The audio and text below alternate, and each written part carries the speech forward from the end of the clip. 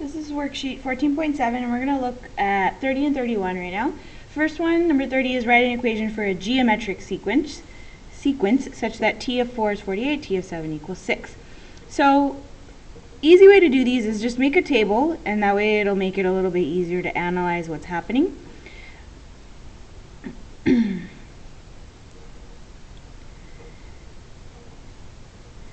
So, in our table we have t of 4 given, which is 48, and we have t of 7 given, which is equal to 6.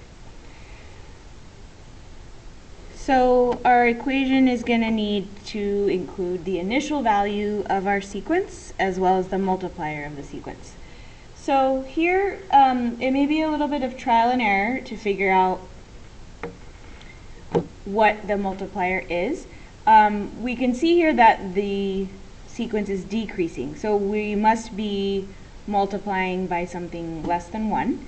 I'm going to go and just check. If I were to divide 48 by 2, okay, that would give me 24. If I divide 24 by 2, I get 12, and that pattern does end up working because you get 12 divided by 2, which is 6.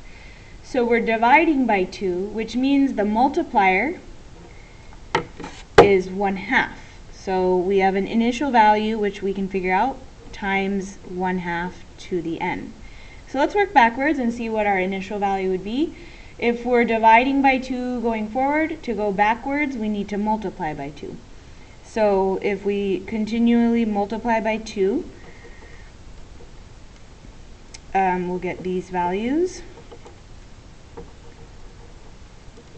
And we will end up with an initial value of 768.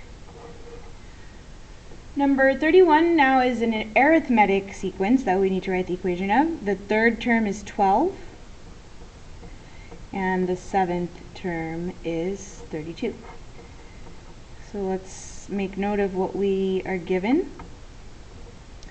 So if you know the third term is 12 and the seventh term is 32, a quick way to figure out the adder, or the common difference in this sequence, is to just basically find the slope of the line that would model the sequence. So the change in the y values divided by the change in the x values.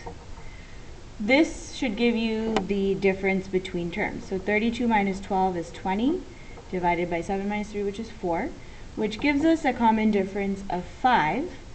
So if I were to write an equation for this sequence, I know my slope, or my change, is 5. And my initial value, if we were to work backwards, I would have to subtract 5. 12 minus 5 is 7. 7 minus 5 is 2. 2 minus 5 is -3. So my initial value is -3.